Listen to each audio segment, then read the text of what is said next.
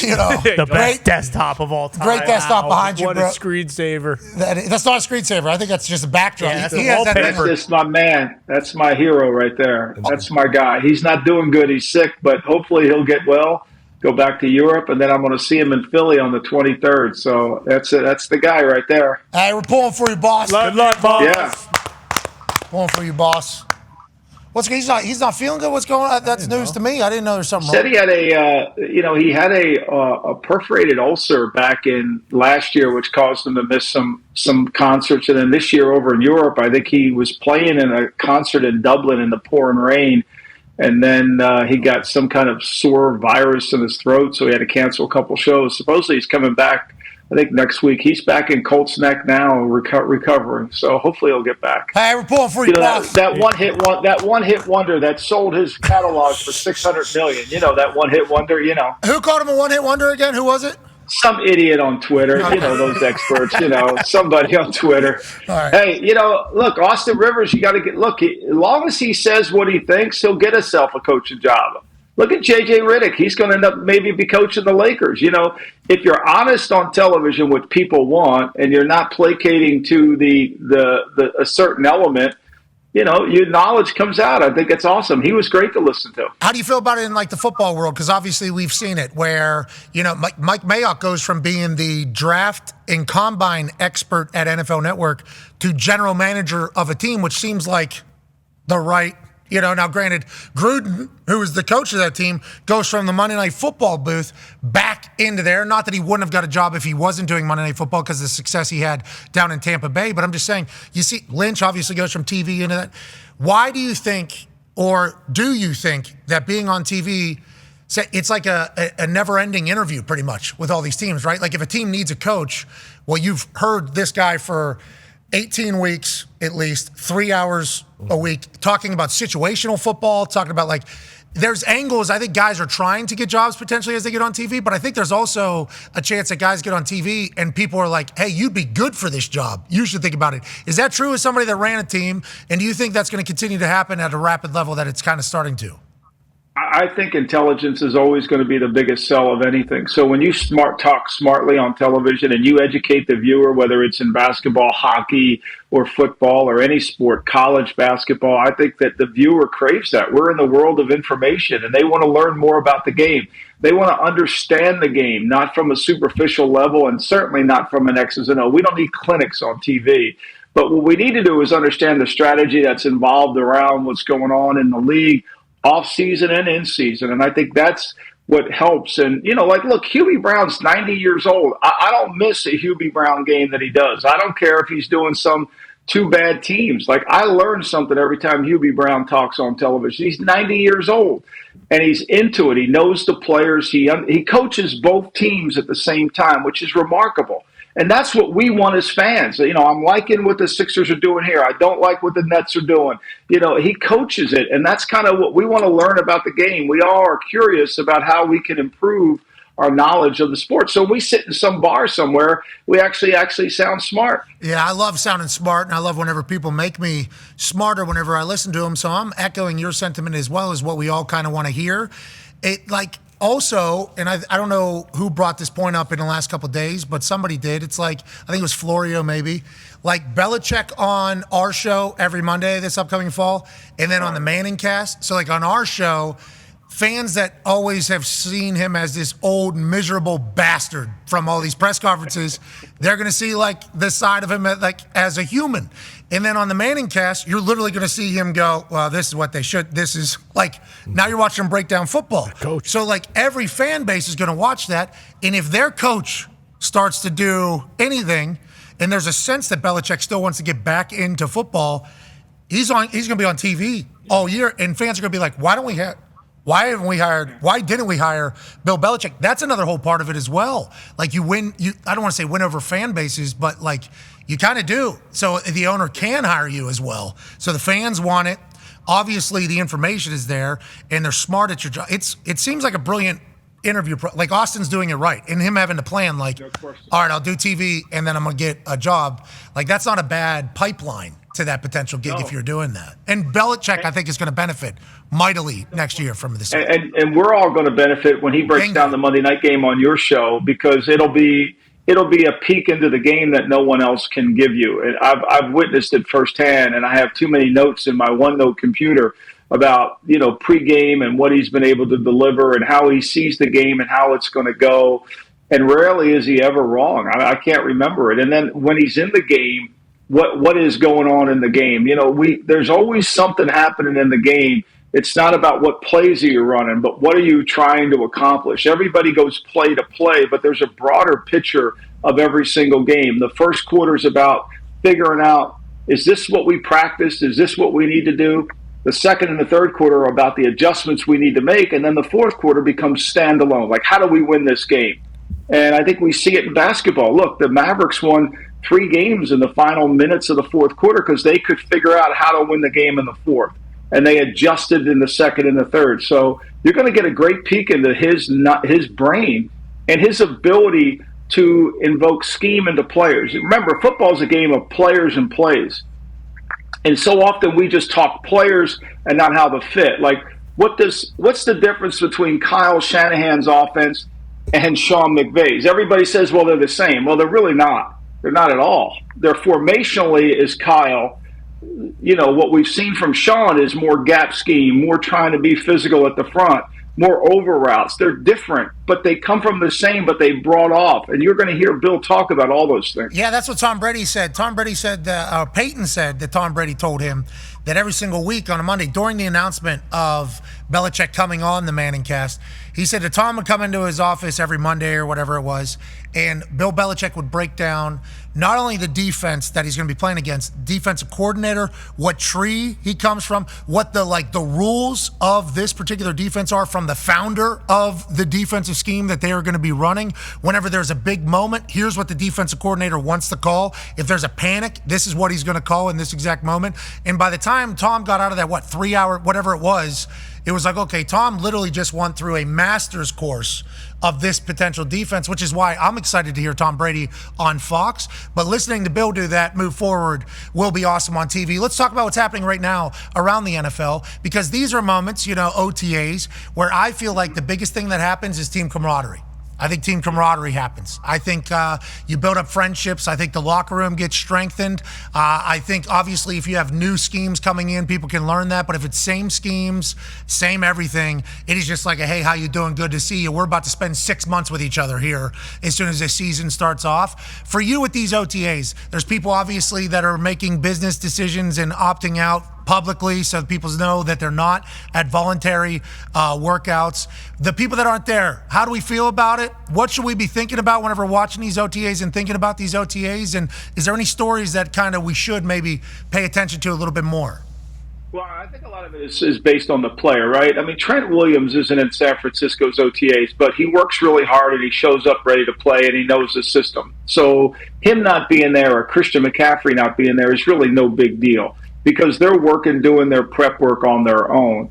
But if you take a guy like Trent Brown at Cincinnati, who they signed, and they want him to be the starting right tackle, and he's had some weight issues off the field, you're a little bit nervous about him not being in your program. So every situation is different. But what I think most important for front offices and the coaches is the young players need a lot of reps. See, football's a game of mathematics. There's only so many reps you have because of the 2.5-hour practice time or 2:45.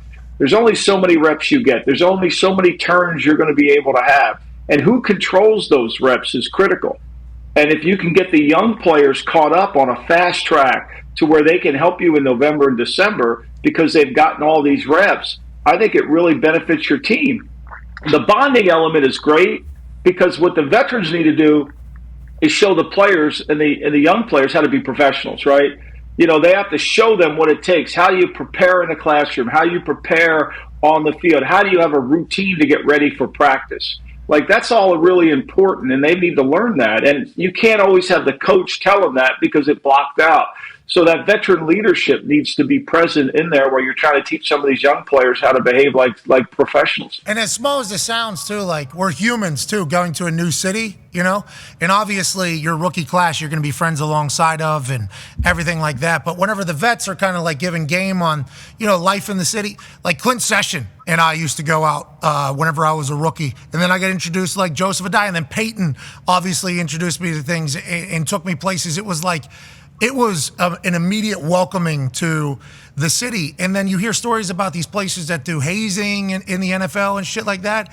And everybody's like, hey, we're going to need the young guys. Like, it's better not to burn bridges with these guys. Yeah. If we want to get paid how we would like to get paid, then you're going to have rookies that do well. Let's make them as comfortable as possible, and hopefully they'll be able to benefit. I think that's a big piece of OTAs. Last question about that from me to you, and then the boys have some. They're thinking about moving that up to the ramp-up period before training. Okay, you hate it. All right, yeah. So, why? Yeah, okay. Here's why I hate it, Pat. Here's why I hate it. Because, we're going to go to 18 games. There's no question we're going to go to 18 games. That's going to get passed at some point. It's too much money in the pot for the players and for the owners. So that's going to happen. And B, if you don't have an off season and you're out there practicing in the Thunderdome and you rip your hamstring out, okay, that becomes a non-football related injury because you did not do it in the facility. You did it on your own. And so you could lose a paycheck. You could lose your year's salary. We saw the running back Hines do that last year when he got hurt. I think he was in a skiing accident. He didn't get paid. It's subjective to the team, right? It's subjective to the team. If you have an injury away from the facility, even if it's a football activity, even if you're running sprints or training in some strength room, if you get hurt, that's on you. And so that huge void is out there, and it puts the players at such a liability in terms of now I'm working out. But if I pull my bicep or I rip my bicep here, I'm screwed. Whereas if I rip my bicep and I'm training at the Browns facility, you got to pay me because I'm doing your job. I think that needs to get clarified. And then if we're going to 18 games, why do we need this long preseason? And the other factor is we need the young players. Like I think the older guys, okay, but those young players need to be in there to practice and get going. I think that's the most important factor of all this. And somebody who's been involved with teams and has been involved with preparing teams needs to be in these meetings to tell the owners or the management council. This is the players. Here's the deal. This is the players that are pitching this entire thing. It's like I haven't heard a single active player come out and be like, I haven't heard one either. Why would they want to do this? I don't. And they're liable. You got to understand the liability that you're under if you get hurt in the off season. If you're skiing and you get hurt, you can lose your whole salary. Oh yeah. And you could say, well, that's not fair by the team. Well, it's written in the collective bargaining agreement. Yeah, and you just got to drag your ass to the facility, okay?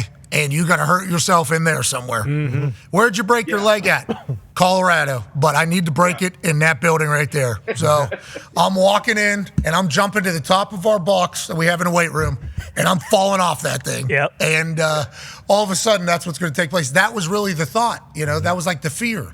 Like, hey, if you get hurt anywhere, you need to figure out how to not be hurt there and get here because you can lose everything. Now, I've never seen anybody actually accomplish that, but that's how much it is talked about, to your point about like, hey, you can lose everything. Because for like the first 2 weeks of what used to be OTAs, but now OTAs are at a different time. Now it's off-season conditioning program phase 1, whatever the hell it is. Mm-hmm. The first couple of weeks couldn't have a ball on the field. Remember, that was the big thing. The NFLPA was like, well, we don't even want a ball on the field because coaches will abuse the right and players might get too jacked up. So you can't even have a ball on the field. So I, as punter, had to go to local high school to kick, And it's like, can we not make an exception for me to be able to kick at the facility where I have nets and people that will return balls and not a crowd of people that are going to be, is there there's a lot of stupidity in all of this. And I'm not saying the NFLPA is the engineer of all of it, but they certainly haven't, missed an opportunity to do some dumb shit seemingly in the past. Their job is to protect the players. This doesn't protect the players. Their job is to protect their clientele. This doesn't protect them at all. Think about the freedom in an off season, 2.5 months of off time. Long time. Damn. I mean, they're 3.5 months of off time, and not that like they should be adults. You're professionals. It's like I'm a guy that got in trouble during season, so like you couldn't even imagine. It could have happened easily in the off season as well. It's like that's a lot of free time for people that have been structured their entire life. And obviously, be an adult, be mature. You're lucky to have the job, but also let's look at the reality of situations here. I don't know if this is just. Because the NFL is just going to use it as a way to get 18 games. And then, like, why don't we add some other shit in there if we're going to give up 18 games? 18 games does mean another check, though. Nonetheless, let's talk a little bit more about ball. Go ahead, man. Yeah, Lombo, obviously it seems like now after the draft, the Bills, made the right move drafting Keon Coleman, that he will be good for them. But the situation with how they got to the second round and trading that pick to the Chiefs so that the Chiefs could get their guy. How do you feel about that? And do you think that this is something where Xavier Worthy will have an 85-yard touchdown against the Bills in the divisional round, and then everyone in Buffalo will say, well, it's our fault for giving them that guy? Yeah. Well, look, I worked for a man named Al Davis, who you were not allowed to trade any player to the division or a player to any team on your schedule. So that was eliminated. But in this case, to me, they had an opportunity to take a deal from New England. New England was in high-speed pursuit of Worthy. They wanted Worthy badly. They were making calls to get that pick. And Buffalo had them on the phone. And so was Kansas City. And I think if you're Brendan Beane, you have to sit there and say, yeah, maybe Kansas City offered me a lot more, but why would I give Worthy to them, who's a weapon, who could become the next Tyreek Hill for them? I know he's undersized at 160, plays bigger, he's a tough kid.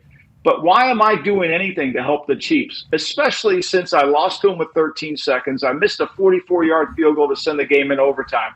Like, I haven't been able to get through that door to get to where I need to go to. So, I don't understand that. I would have been more than happy to give him to the Patriots, who's working on a new regime, who's got a new quarterback. And in 3 years, if Worthy's a great player, that's great. Maybe they're ready to go. But I'm worried about today, and helping the Chiefs out would be the last thing I would want to do. That's a strange one, and that's going to come back and bite him in the ass if Worthy is as good as we might think he could be. And Reed does a great job of coaching these young guys. Look, that receiver room hasn't really improved from last year. If Worthy takes a step up, it has. We don't know what's going to happen to Rice. Kadarius Toney is a wild card, and that really comes down to Hollywood, right? It comes down to Hollywood Brown. Okay, so Kadarius Toney, what an interesting. Yeah. Just what an truly. Period. What an interesting. Yeah. Period. Still there, though. They still got his back, even though there was a lot of weird shit that happened towards the end of the year where he seemingly came out and talked shit about the Chiefs. And then Chiefs were like, come on, dude. Everybody's seeing the same exact thing. That's actually the conversation about our team is pretty much this entire situation. They bring in Hollywood Brown, which we assume is going to be a phenomenal tag team. Travis Kelce is their one. If this Worthy guy can go and Rashee Rice could stay out of jail, which we hope he'll be able to do, he needs to get back to Kansas City. Let's go. Just get our ass back to Kansas City in this entire thing. It's like they're better than they've ever been, and it feels like if you talk about the end of the AFC, the Bills are going to be there and the Chiefs are going to be there. So do you know that the Patriots are, how do we know that happened? Fact. Is that already fact. that's been they were on the phone with them. That's fact. I don't know if it's been reported or not. I'm just telling you that's fact. That's not bad journalism. That's not bad. The trade that sent the pick from, what was it, 28? 26, 28? Yeah, 28 to New England made a substantial offer to him, and they took the Chiefs offer. Now, I don't know if the Chiefs offer was substantially more than the Patriots. I would just see, look, if it's the chart, I mean, at some point, you have to get away from the chart and do what's in the best interest of your team, right? You got to get away from the chart. But no, this is fact. I'm not making this up. That the Patriots wanted Worthy. That's a fact. Okay. And they tried to get him. Okay, so let's talk about the Patriots then. How do you feel? This just came out yesterday, I think. And I've been openly against this a few times because I saw it in the Colts building where new regime comes in and they actually painted over the walls that had Unitas and Peyton and Freeney and Mathis and Brackett and Saturday and Deem and Adai and Ed. I mean, just literally everybody that built the stadium in Indianapolis and the building that they're practicing in and the Colts fan base in Indianapolis, just painted them over, took photos down. We got new photos up.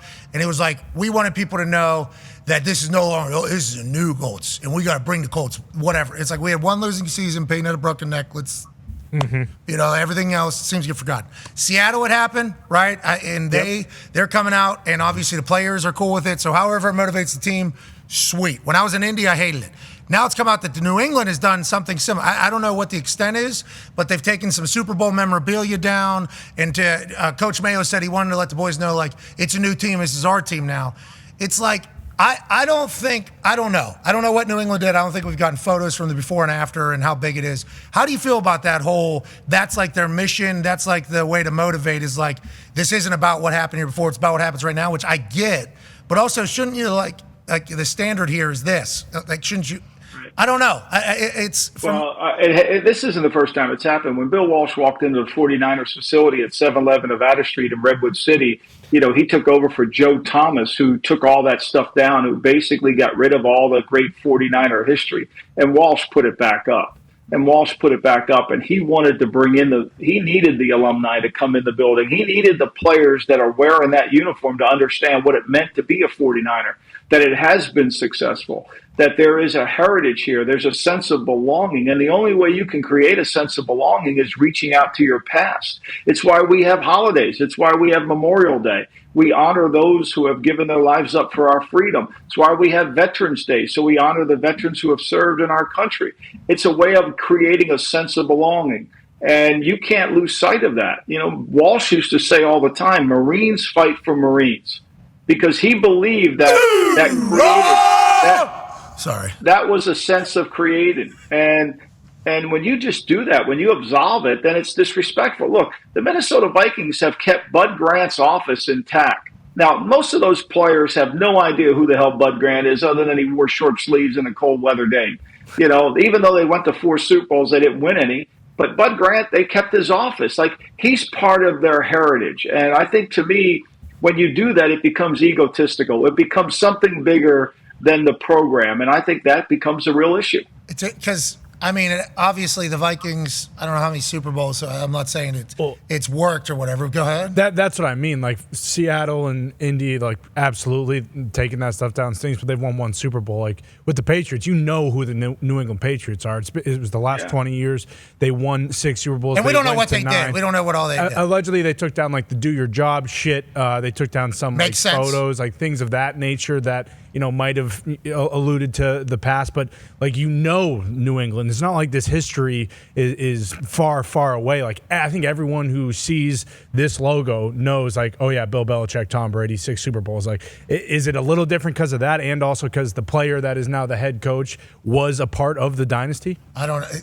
And is it – they're saying it's Coach Mayo's decision to do this? Everything seems to be, hey – we're going to trust Coach Mayo to do whatever the hell he wants to do. Go ahead. Because if it was a Kraft move, that'd be awesome. If it was Jonathan Kraft, I'd probably push that. Take it. Take it down. Take it down. If it was JK, that'd be a problem. Yeah. So it's honestly, however, who knows how it motivates a team? True. However a team comes out is however it comes out. Our team, literally, Andrew Luck's rookie year, go to the AFC Championship game, and then balls are flat, and we lose. Well. And that.